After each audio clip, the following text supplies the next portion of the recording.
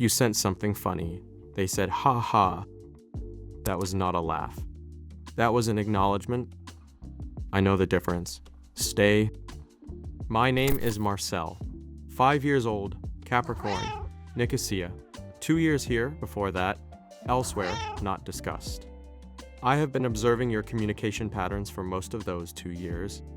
Specifically, what happens when you find something genuinely funny, what you do with it, who you send it to, and what happens after.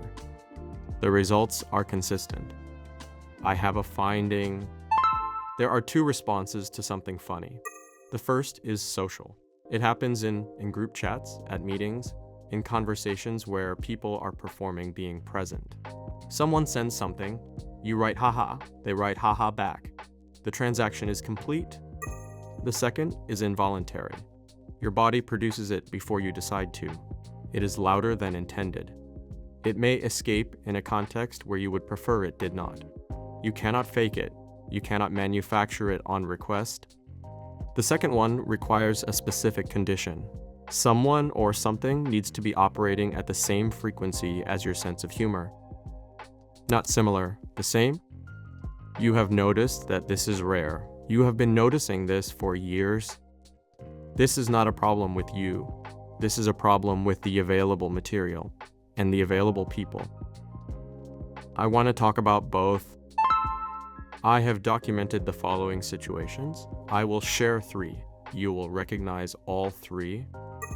You find something genuinely funny. Before sending it, you write, "This is stupid," but you are not describing the content.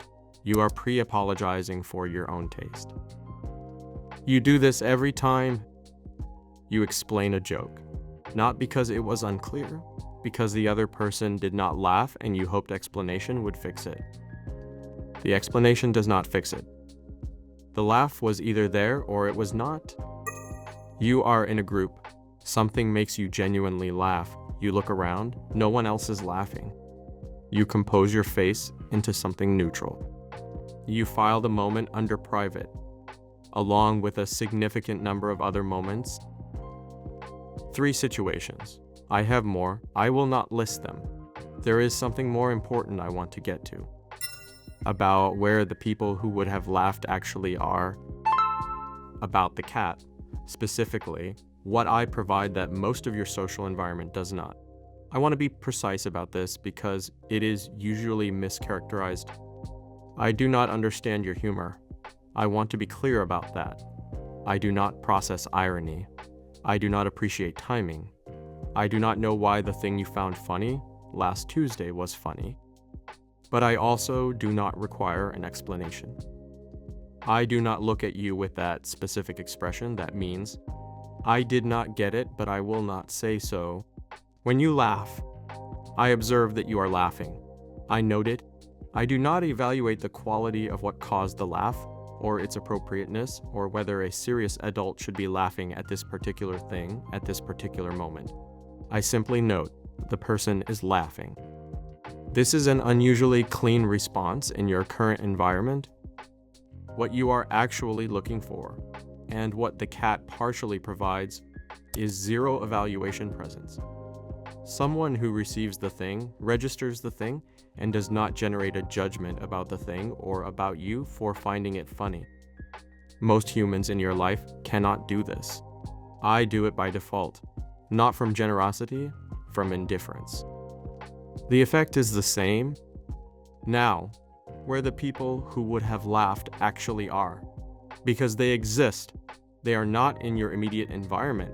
This is a geography problem, not a you problem. People with specific humor tend to cluster around specific content, not broad content. Specific. The kind of content that most people scroll past because it does not land immediately. The kind that requires the same frequency to work. When someone watches a video and laughs involuntarily, and then looks at the comments and finds people who wrote exactly what they were thinking, that is the moment. Not meeting people, not networking. Finding out that your frequency exists in other people. I notice that people who watch this channel tend to send it with the same message. This is exactly your cat, or this is exactly you. This means they found someone with the same frequency. That does not happen often. It is worth noting when it does. I want to say one more thing, the most honest one.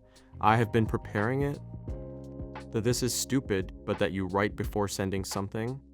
I want to talk about that specifically, because it is not humility, and it is not accuracy. It is a preemptive apology for having taste. You have developed a reflex of apologizing for things you find funny before anyone has had a chance to not find them funny. This means you have been trained by enough non-reactions, by enough haha responses, by enough composed neutral face moments to expect that your humor will not land. So you protect yourself first. I want to say clearly, the things you find funny are not stupid. They are specific. That is different. Specific requires the right audience. You have been sending to the wrong audience and concluding that the material is the problem. It is not. I am aware this sounds like I am encouraging you. I am not. I am correcting an inaccurate conclusion you have been drawing from insufficient data. There is a difference. One practical note. The next time you find something genuinely funny, send it. Without the "this is stupid, but." Just send it. If they do not get it, the data point is about them, not about you. File it accordingly. And if they do get it, you have found one of the several people in the world operating at your frequency. This is worth more than most things you will find today. Probably worth keeping Marcel out. The cat looked up, by the way. He always does.